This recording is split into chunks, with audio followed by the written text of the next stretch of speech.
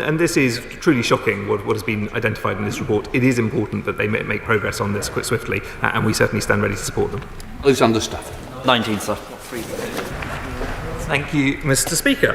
I speak with ministerial colleagues regularly about the great potential for Northern Ireland tourism, although not specifically about heritage sites. But I can assure the honourable member that the UK Government is a signatory to the World Heritage Convention and is committed to upholding its commitments to that. Northern Ireland is, of course, home to one of the world's most famous World Heritage sites, the Giant's Causeway and Causeway Coast, which I've had the pleasure of visiting myself. These grand and impressive basalt commons are an incredible sight, and I encourage all members to see these wonders in person.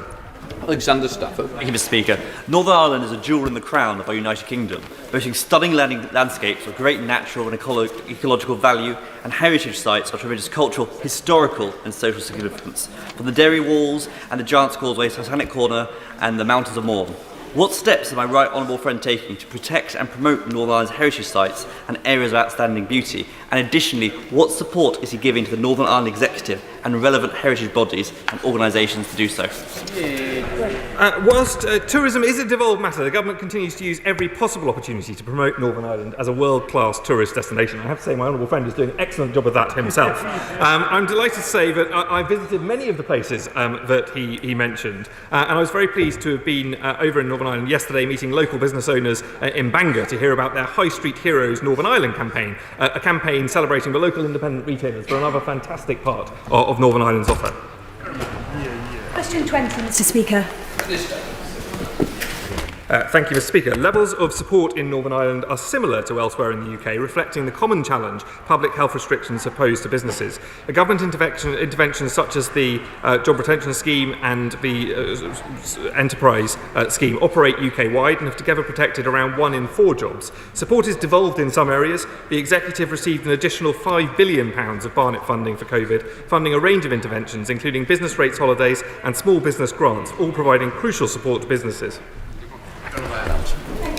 And I thank my honourable friend for his answer and for his support for the tourism sector. I'm very pleased to say that I've been to Giant's Causeway and a most wonderful place it was. There is, of course, another way to support tourism in Northern Ireland. And Treasury and Deloitte estimates show that over a 10-year period, VAT at 5% would deliver £4.6 billion in revenue for the Treasury. And, of course, Northern Ireland, as he says, tourism is a very key sector. In that light, does my honourable friend agree with me that maintaining the current very competitive 5% VAT rate for hospitality beyond the pandemic could create new jobs, add tremendous value and prove to be a very powerful dividend for businesses, UK dividend for businesses in Northern Ireland?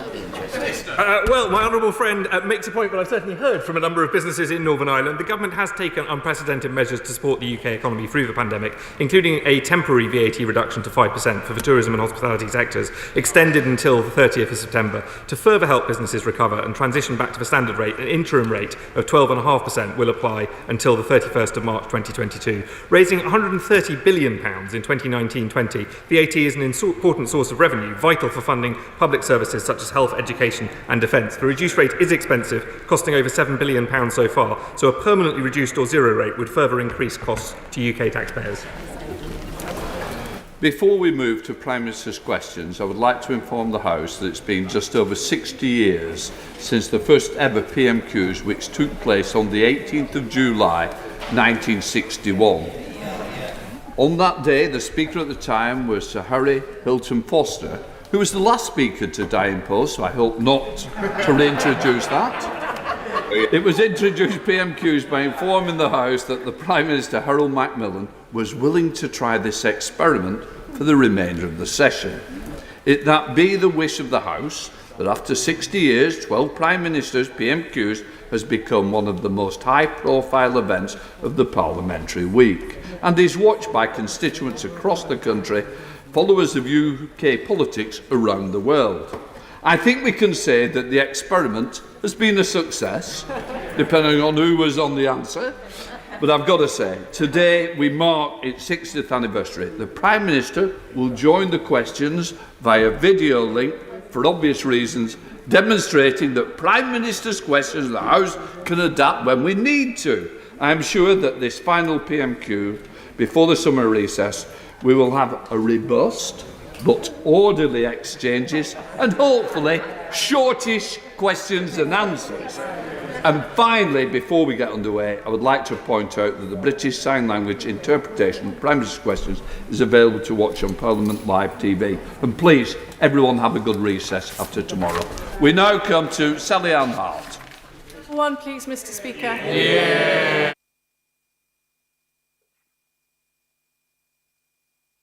Mr. Speaker, thank you very much, and I'm delighted to be joining the House in the 60th anniversary edition of Prime Minister's Question Time, which, as you have rightly just pointed out, was, of course, an innovation introduced under Harold Macmillan, and look forward to answering colleagues' questions today. Mr. Speaker, before the House rises for summer recess tomorrow, I know that everyone want to join me in thanking parliamentary and constituency staff and the dedicated House of Commons staff for hard work over the last year, and I hope very much that everyone has a restful break. Mr. Speaker, this morning I had meetings, virtual meetings, I should say, with ministerial colleagues and others. In addition to my virtual duties in this House, I shall have further such virtual meetings later today. Sally Ann Hart.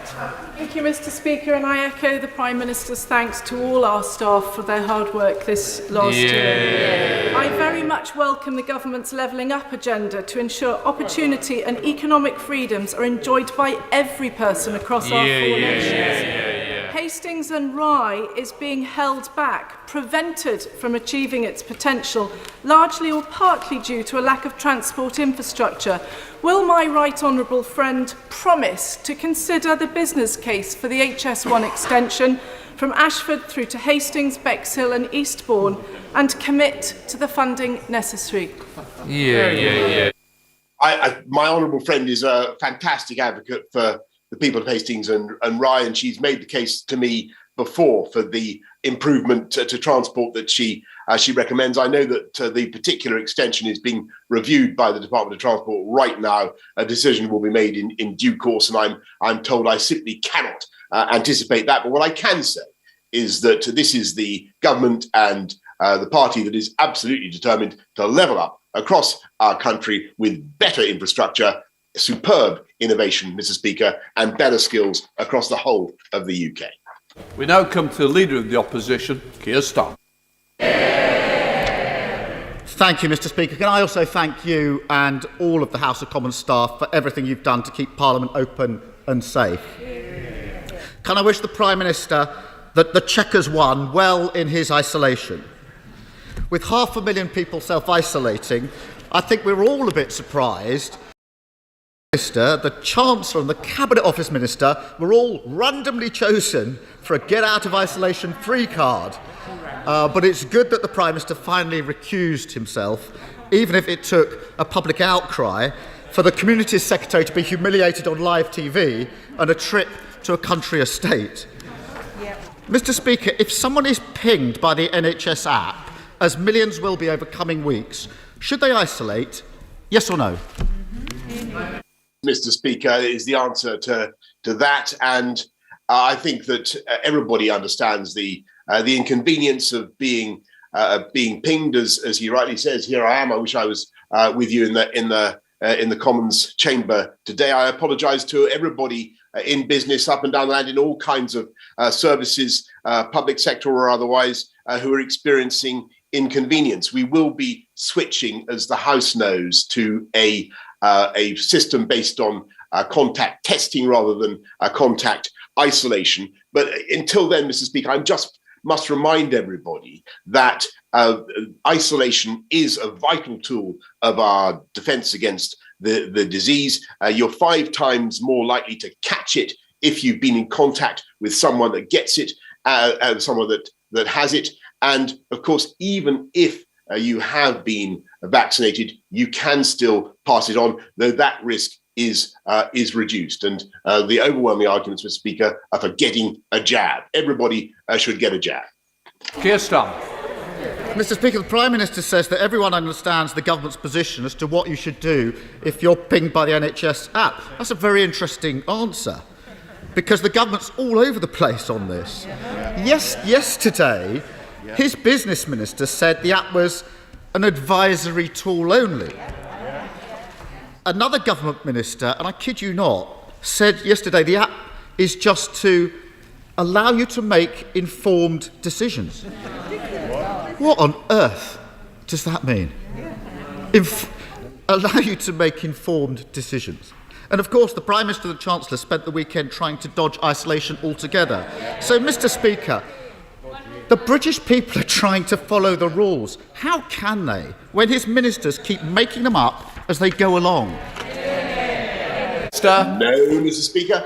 If I may laboriously repeat the answer that I gave earlier on to the right honourable gentleman, so it's just to get it into his head yet again. Isolation is a very important part of our armoury against COVID. We're going forward, as everybody knows, to a new system on August the 16th, based on testing. But in the meantime, when you're advised to isolate, to protect others, and to protect your family against the spread of the disease, then you should do so. And of course, even more important than the isolation campaign is, of course, the vaccination campaign. 3 million people of the 18 to 30 group still to get one. I think the right honourable gentleman's time would be more usefully employed, if I may say so, encouraging everybody to get vaccinated.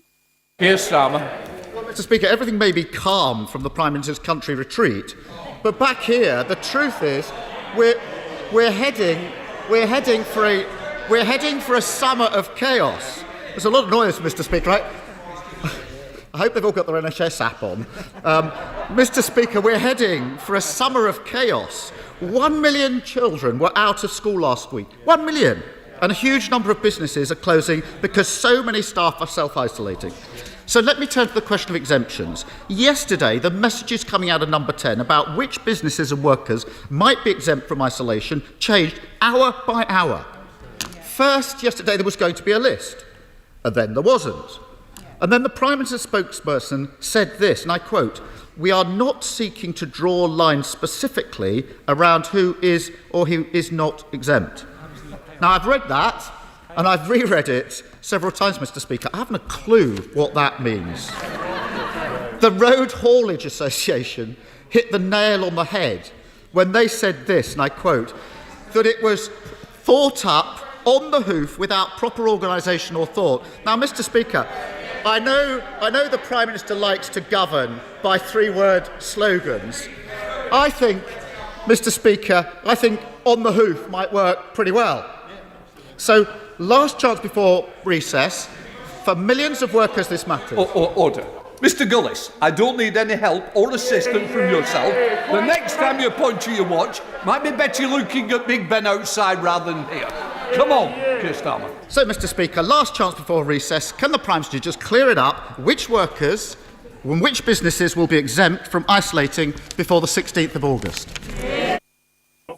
Mr. Speaker, I think this is really pretty feeble stuff from the right honourable gentleman. This what's going to be a glorious 60th anniversary edition of PMQs. I've given him the answer in a letter that he had earlier on about the businesses and the sectors of industry that we think that it would be sensible now to exempt. But he can't have it both ways, Mr. Speaker. He attacks the self-isolation system. But as far as I understand the position of the right honourable gentleman when it comes to the roadmap, he actually now this week opposes going forward with step 4 as we have on as we did on Monday. He wants to keep this country, as far as I understand his position, in lockdown. And now which is it? He can't have it both ways. He can't simultaneously, Mr. Speaker, attack the Prime Minister.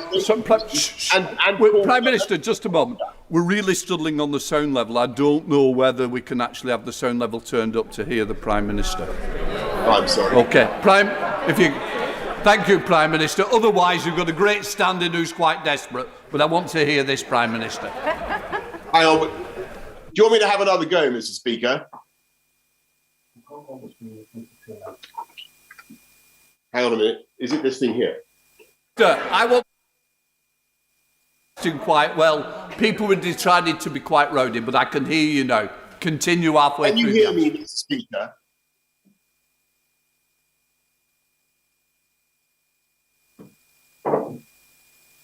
Mr. Speaker, can you hear me?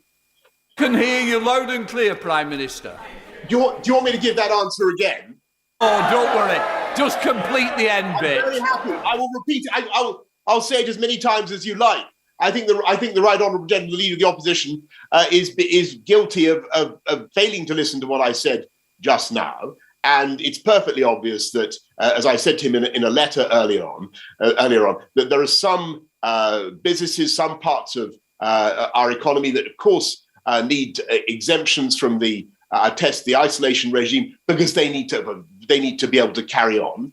And for the most part, obviously, people will have to follow the rules. We're changing it on August the 16th, by which time we will have vaccinated many more people. I understand people's frustrations, but this is one of the few real tools that we have in our armoury against the virus. And I really think that in attacking the isolation system, which is what I think the Right Honourable Gentleman is doing, he is being totally inconsistent with his earlier announcement, which seemed to be that we should stay in lockdown. If I understand the position of the Labour Party now, which is different from last week, they now don't want to go ahead with step 4. I think I'm right in that.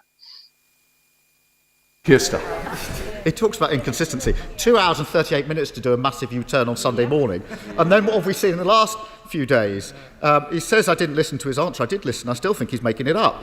We had completely unclear announcement on Monday about exemptions, and contradictory statements all day yesterday. Now we seem to be back to the confused policy of Monday. How on earth the business is meant to plan when the Prime Minister keeps chopping and changing like this? I have to say, even after 15 months of these exchanges, I can't believe that the Prime Minister doesn't see the irony of him spending Freedom Day locked in isolation and announcing plans for a vaccine ID card. I remember when he used to say he'd eat an ID card if he ever had to produce one, and now he's introducing them. So, Mr. Speaker, when it comes to creating confusion, the Prime Minister is a super spreader. So let me try to get some clarity. Why is it okay to go to a nightclub for the next 6 weeks without proof of a vaccine or a test, and then from September it will only be okay to get into a nightclub if you've got a vaccine ID card? Hey, Minister. Mr. Speaker, I think the Labour leader traditionally has a choice in a national crisis, and that is whether to get behind the government and to offer constructive opposition, or to try endlessly to oppose for the sake of it and to try to score cheap political points. Everybody can see that we have to wait until the end of September, by which time it's only fair to the younger generation, when they will all have been offered 2 jabs, before we consider something like asking people to be double jabbed before they go into a nightclub. That's blindingly obvious to everybody. It's common sense. And I think most people in this country understand it. Most people in this country want to see the younger generation encouraged to get vaccinations. That is what, with great respect to the Right Honourable Gentleman, he should be doing, rather than trying endlessly to score what I think are vacuous political points. Keir Starmer. Mr. Speaker, the Prime Minister keeps asking me if I will support his chaos. No! And I want to bring the Prime Minister back to one of our earlier exchanges in this House. On the 26th of May, I asked the Prime Minister if he'd ever used the words, "COVID is only killing 80-year-olds, or words to that effect.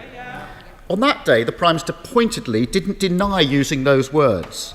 And now we have the proof that he did. We've all now seen the Prime Minister's text message. I quote, "The median age for COVID fatalities is 82. That is above life expectancy." And we have the Prime Minister's conclusion in the same text. "So get COVID and live longer."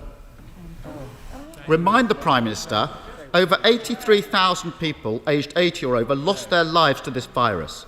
Everyone leaving behind a grieving family and loved ones. So will the Prime Minister now apologise for using those words? Prime Minister.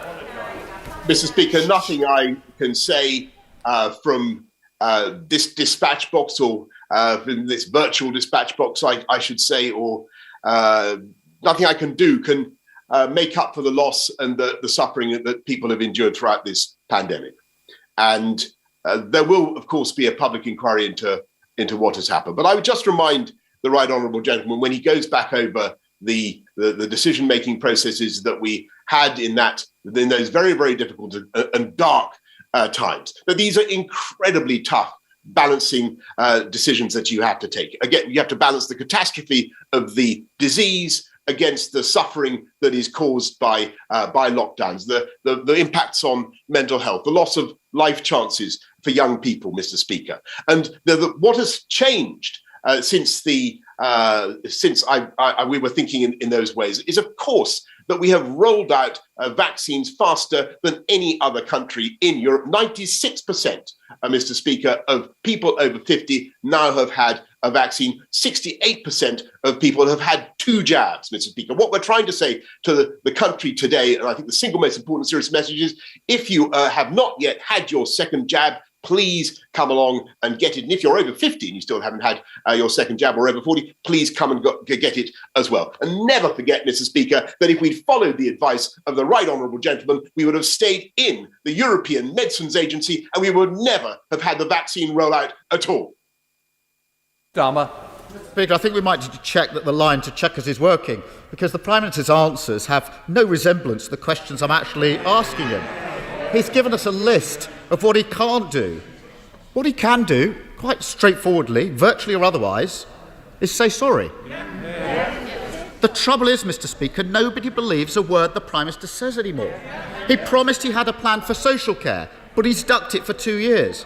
He promised not to raise tax, now he's planning a jobs tax. He promised he wouldn't cut the army or the aid budget, he's cut both. And Mr. Speaker, he also promised that Monday would be Freedom Day. He said 18 times from that dispatch box that it'd be irreversible. But the truth is, he's let a new variant into the country, he's let cases soar, and he's left us with the highest death toll in Europe, one of the worst hit economies of any major economy. Last week, 1 million kids were off school, businesses are closing, and millions will spend their summer self-isolating. But don't worry, Mr. Speaker, the Prime Minister's got it all under control. Because this morning we read he's got a new 3-word slogan. Keep life moving. You couldn't make it up. Mr. Speaker, isn't it clear there's only 3 words this Prime Minister needs to focus on? Get a grip. Prime Minister. Mr. Speaker, let's look at the position now as it was at the end of last year. And as we come to the end of this parliamentary term, let's be absolutely clear that it is thanks to the vaccine rollout, which, by the way, I never tire of repeating, would have been impossible if we'd followed his advice, that 9 million people have now come off furlough. Unemployment is 2 million lower than predicted. Job vacancies, Mr. Speaker, are 10% higher than they were before the pandemic began. Business insolvencies are lower than before the pandemic began. He wants 3-word slogans, Mr. Speaker. I'll give him a 3-word slogan. Our 3-word slogan is get a jab. And get a jab. And by the way, what we're also doing is help people to get a job. We're turning jabs into jobs.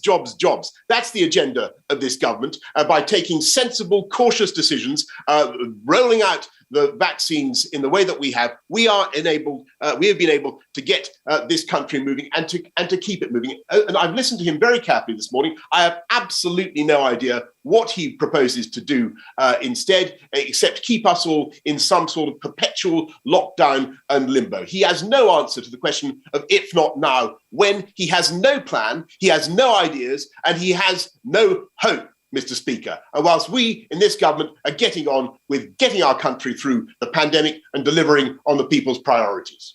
Craig Williams. Thank you, Mr. Speaker. The Levelling Up Fund is a very welcome investment in Montgomeryshire. It's a game changer for our county council and critical investment at this very critical time. Specifically, we would like to reopen the Montgomery Canal. It's our levelling up bid. It sadly was disconnected from the UK network some decades ago and has been kept alive by a terrific team of volunteers. Will the Prime Minister use the weight of his office and, like the Secretary of State for Wales, jump on the boat, get this investment over the waterline and deliver this levelling up bid in mid-Wales? Prime Minister. I congratulate my honourable friend on the campaign he's running for what sounds like an absolutely beautiful plan to reopen the Montgomery Canal.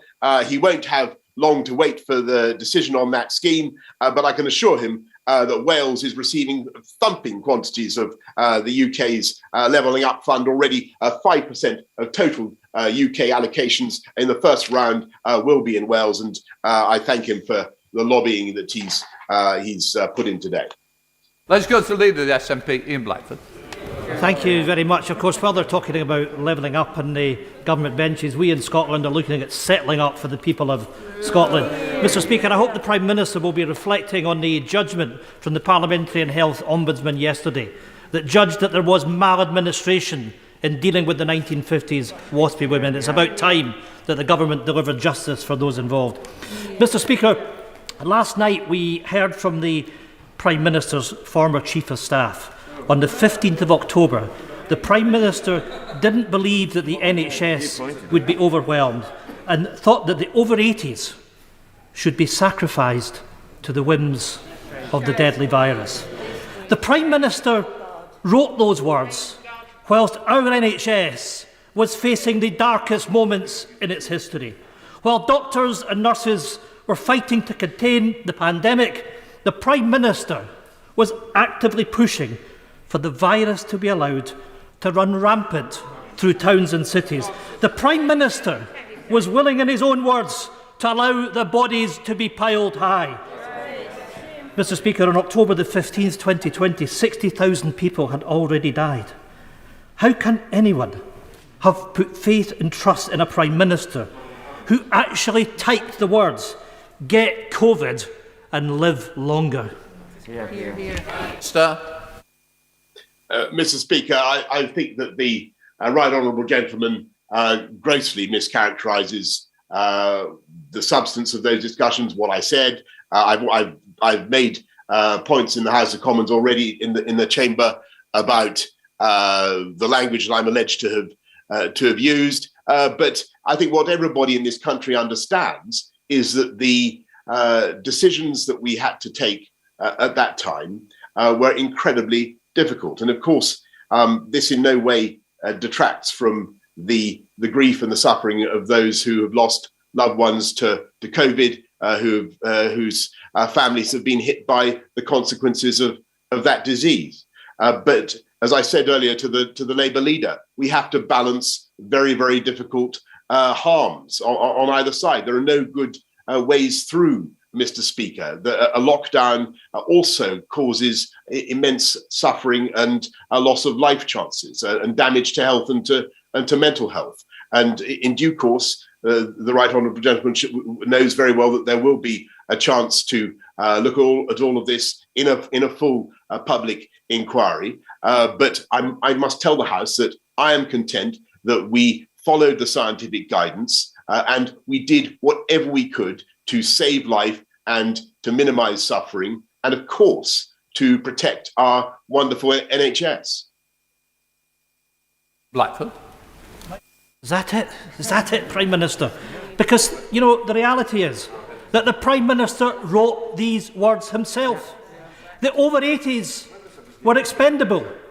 A Prime Minister is charged with protecting society, not putting folk at risk of an early death. Such a glib attitude towards human life is indefensible. The Prime Minister is simply not fit for office. The clear pattern throughout this pandemic is that it's one rule for them and another rule for the rest of us. The reality, Mr Speaker, that the only way to get to the full truth over this UK government's disastrous handling of the pandemic is for this cabal to be made to answer under oath.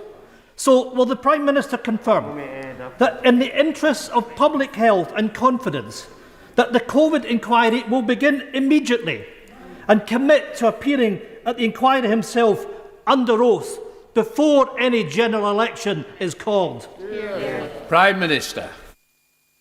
Thank you, Mr Speaker. And I appreciate why it's so important for this country to have a full public inquiry, and that's why I made the announcement to the House that we would.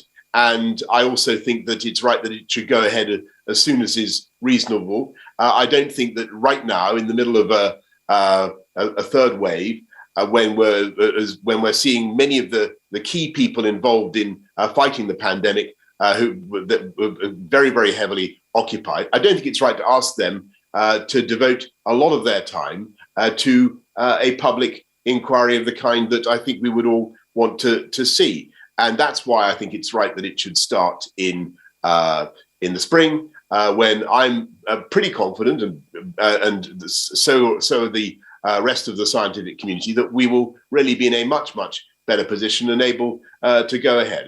And that is the time to begin the public inquiry. But that doesn't mean, Mr. Speaker, that we aren't continuing to learn lessons all the time. We now have David Davis online. David Davis. Mr. Speaker, 40 years ago, this country led the world in social mobility. Since then, we've fallen so far behind, we're now only 21st in the world rankings. If we're to succeed at levelling up the UK, then we must restore social mobility for working class pupils right across the country. The fastest and most cost-effective way to do that is to re-engineer the classroom, to capitalise on the benefits of modern technology, using artificial intelligence to provide lessons tailored to the ability of each and every child.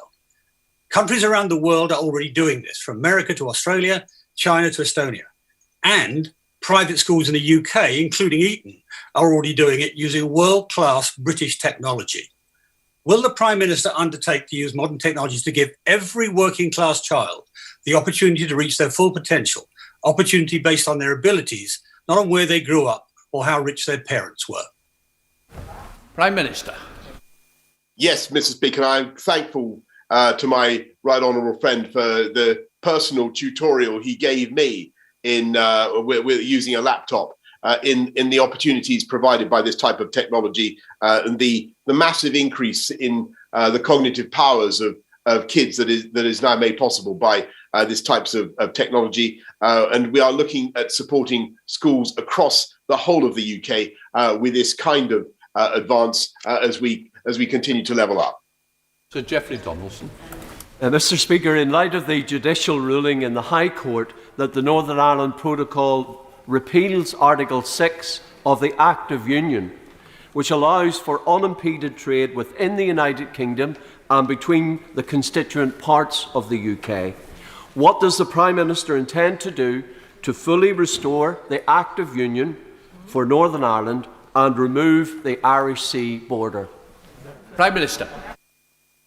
I'm grateful to the right honourable gentleman, and this is my first opportunity publicly to congratulate him on becoming leader of the DUP. I look forward to working with him and with the whole of the executive in Northern Ireland for the people in Northern Ireland.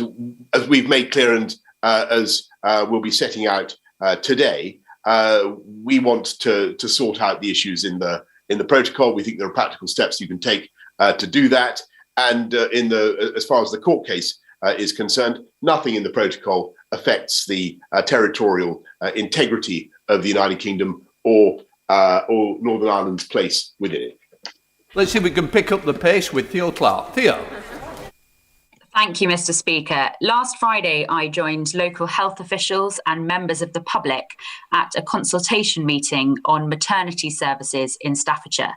Maternity was temporarily suspended at Stafford's County Hospital at the height of the pandemic so that wards could be used to treat COVID-19 patients. But does my right honourable friend agree with me that anyone who wants to give birth at Stafford's County Hospital should be able to do so? Let's go to the Prime Minister. Prime Minister. My honourable friend raises a very, very important point, and a lot of the hospitals that I've been around recently are doing incredible work at getting back to pre-COVID levels of service, and I understand that NHS partners are working hard to explore options for restoring maternity services at County Hospital. Stephen Timms. Thank you, Mr. Speaker. Together with the chairs of the committees dealing with social security in the Scottish Parliament, the Senedd and the Northern Ireland Assembly, we've made a call that the £20 a week cut in universal credit due in October should not go ahead. A new Joseph Rowntree Foundation report shows that if it does go ahead, out-of-work families with children will have an income way below what the general public regards as the minimum necessary for an acceptable standard of living. Instead of cutting down, will the Prime Minister not follow his own policy and level up and leave the £20 a week in place? Prime Minister.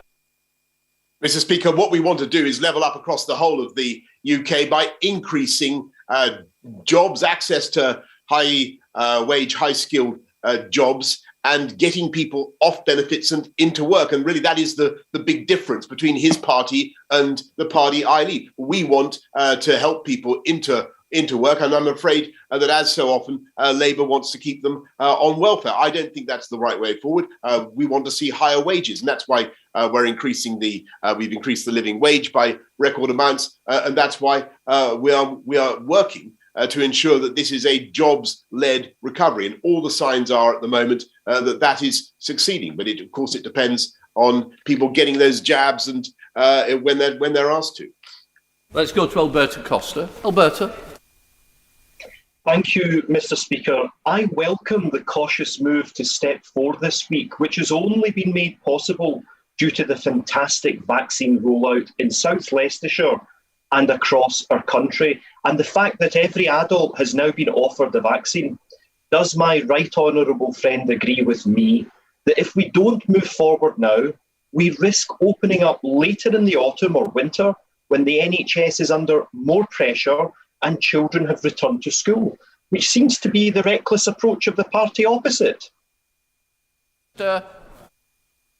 Is spot on. He's completely right. The question for those who attack the current policy is if not now, when? We looked at the data this morning with the chief medical officer, and he pointed out the extraordinary difference in between the number of people being hospitalised now in the older generations and the number of people who are being hospitalised in previous waves amongst the older generations. Thanks to the vaccine rollout, we have radically changed the way the disease affects our society. It's that change that's enabling us to make the progress that we are. And as he says, if not now, when? Let's go to Rosie Cooper. Rosie. Thank you, Mr. Speaker. The government claims that fires in schools are very rare and are mostly confined to one room or cause little or no damage. The fire at Asmore Primary School in my constituency last month severely damaged 3 rooms, spreading far beyond the original site. This has had a devastating effect on the school, and the pupils now face 18 months of disruption to their education.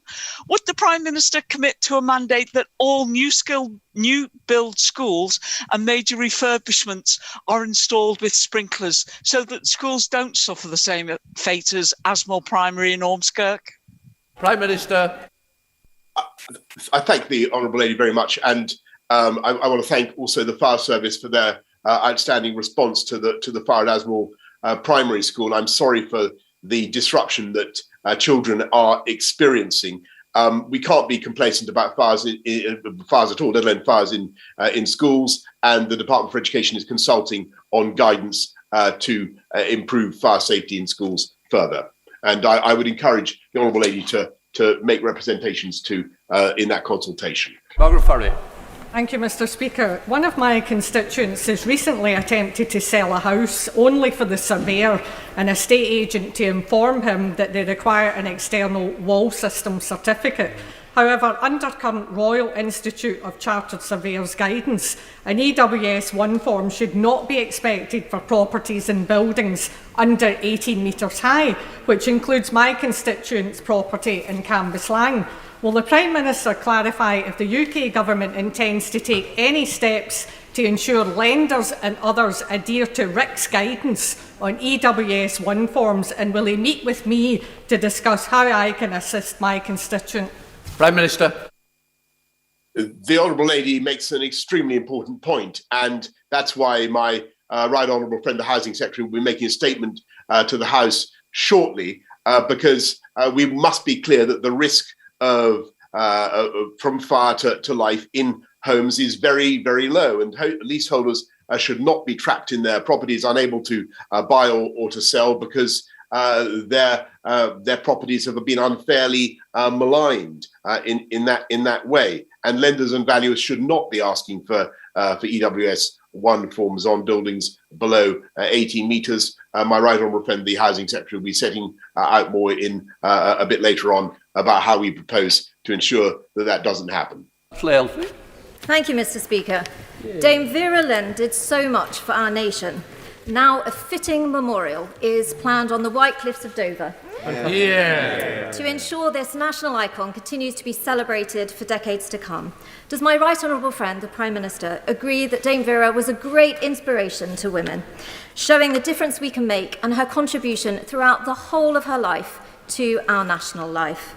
Will he extend his support to this important Dame Vera Lynn National Memorial Project? Prime Minister, I think we can all unite. Yes, I think, Mr. Speaker, this is a pretty safe bet for everybody. We all remember and love the songs of Dame Vera Lynn, and she brought the whole country together at a pretty dark time, and is a great inspiration for many people. And I thank my honourable friend for the campaign that she's leading for a fitting memorial, and very happy to support it. Abrahams. Thank you, Mr. Speaker. Mr. Speaker, since July 2019, the Department for Work and Pensions have undertaken 124 internal process reviews following the deaths, Mr. Speaker, of 97 claimants, and 27 where claimants suffered serious harm, a threefold increase since 2012. Not once was this mentioned in the Health and Green Disability paper last night. Many believe that this is just the tip of the iceberg, and many also believe that the government can no longer keep marking their own homework. We need to understand the true scale and causes of these deaths in an independent public inquiry. So will the Prime Minister meet with me and with the delegation of bereaved relatives to discuss this? I thank the honourable lady very much, and I hope the House will forgive me if I say I didn't catch every word of what she said, but I believe that she was referring to the tragic death of those who are claiming benefits, and I'm certainly determined to make sure that she gets a full account of what we're doing to put this right, and that she will meet with the relevant minister as soon as that can be arranged. Corin. Thank you, Mr. Speaker. Last week I met with one of Truro daffodil farmers, and there is real concern in the industry that they won't be able to have their daffodil pickers in the fields this January. Now, I know the DWP is working with the Duchy College and is hoping to run a local sector-based work academy, but this is a complex issue. We're requiring a long-term solution, and I wonder if my right honourable friend, the Prime Minister, would meet with me and other Cornish MPs to see how we could resolve this long-term. Prime Minister.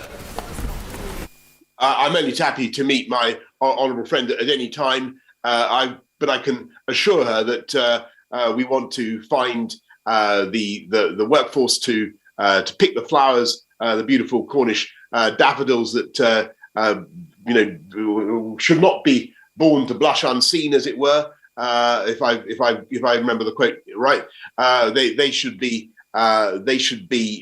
properly picked, and in addition to developing the local developing the local labour force and making sure that we line up younger people or people across Cornwall with the opportunities that there are. She must not forget that thanks to the EU settlement scheme, there are 6 million EU nationals still entitled to live and work in this country who have taken advantage of that scheme. And never let it be said that we've done an injustice to those to that group.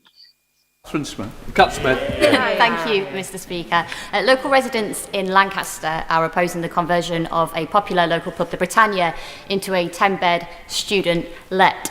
Now, the Housing Secretary says that the current planning system doesn't give people influence over local developments, but his party's Developers Charter gags local residents and hands power to a Whitehall-appointed board of developers, resulting in low-quality, unaffordable housing. So isn't this the case of the Prime Minister paying back his party's developer paymasters by selling out local communities? Prime Minister. Mr. Speaker, I don't think I've heard such total cobblers in all my life, except possibly from the Leader of the Opposition. That is absolutely that is not what the bill does. On the contrary, it gives local people the power to protect. If I understood her correctly, it was a pub, I think, called the Britannia, that she wanted to protect. There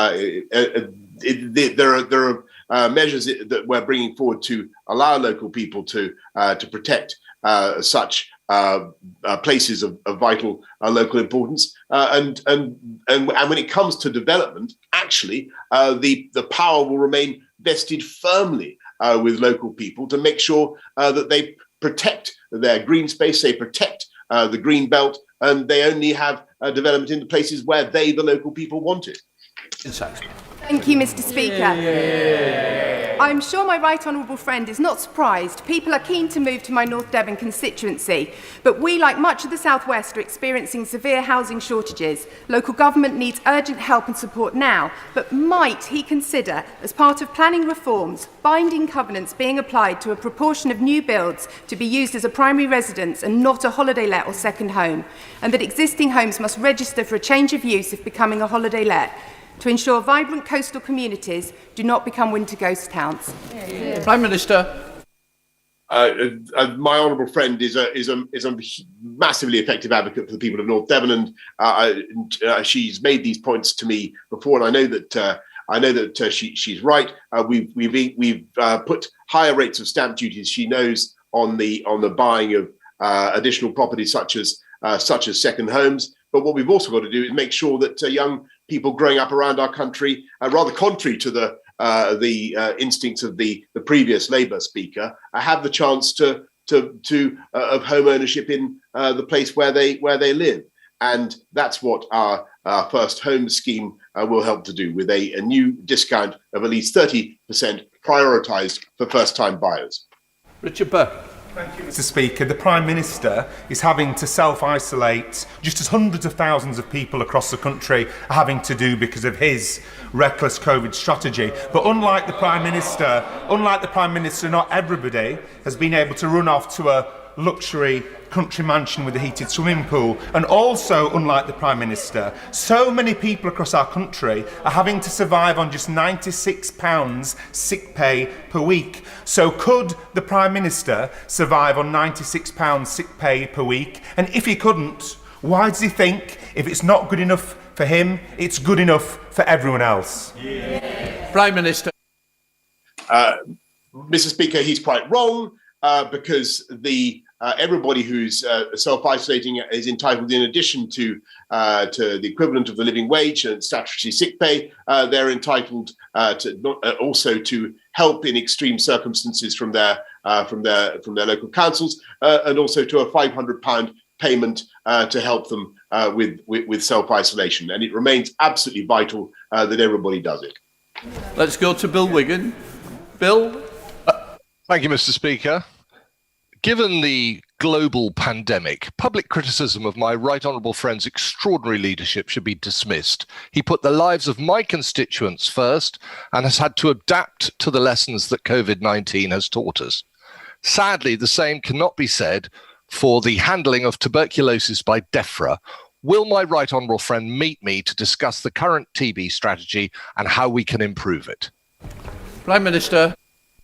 I'm always delighted to meet my right honourable friend, and I can tell him that, I listened to him and I learned from him about bovine TB and badgers.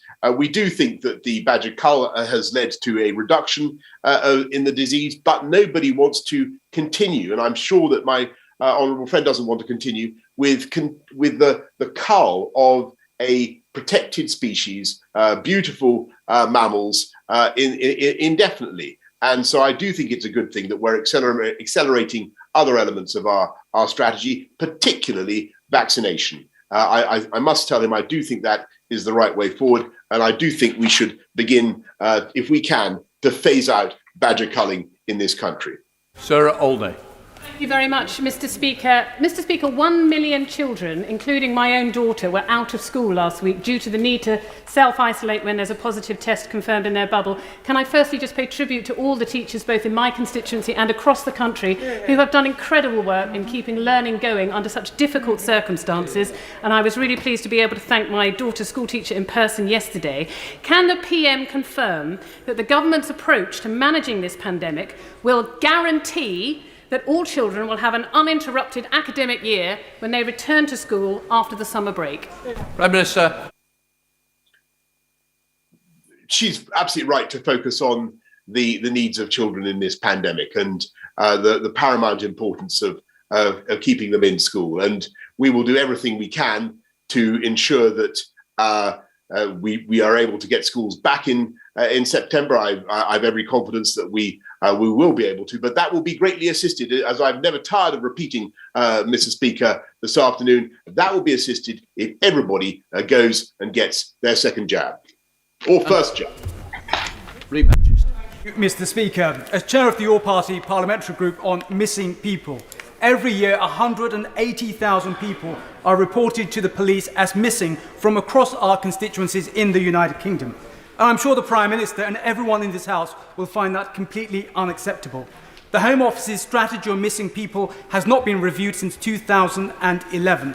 Will the Prime Minister please urgently get this strategy reviewed and updated? And with that, will the Prime Minister meet the Missing People's Charity, Children's Society and myself to look at this very important issue affecting our society? Prime Minister. I thank my honourable friend, and I would just remind him that 95% of missing persons incidents are actually resolved without anybody coming to harm or without the missing individual coming to harm. But I thank him for the work that he does on this issue, because it matters a great deal clearly to the remaining 5%, which is an unacceptably high level of suffering. And I'm certainly determined that we should continue to work with all the relevant agencies, the police, social services, to improve our response. And I will be very happy to take up his offer and ensure that he gets the meeting that he needs. Final question, Dr. Lisa Cameron, please.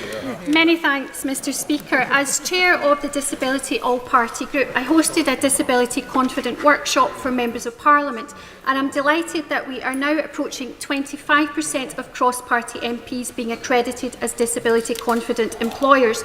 So would the Prime Minister become a disability confident employer himself, encourage colleagues to do so, and put his support behind improved representation and inclusion in Parliament for people with disabilities? Prime Minister. I thank the honourable lady very much for her suggestion that the government should become a disability confident employer. I'm sure that we already are, but I will investigate the matter and make sure that she gets an answer by letter. Thank you very much. I will now stand down your standing Prime Minister as well, and just to say to everybody, please, when we get back, we've got to get through more questions. We've got to get back on time. So let's work for each other. So now we're suspending the House for 3 minutes to enable necessary arrangements to be made for the next business order.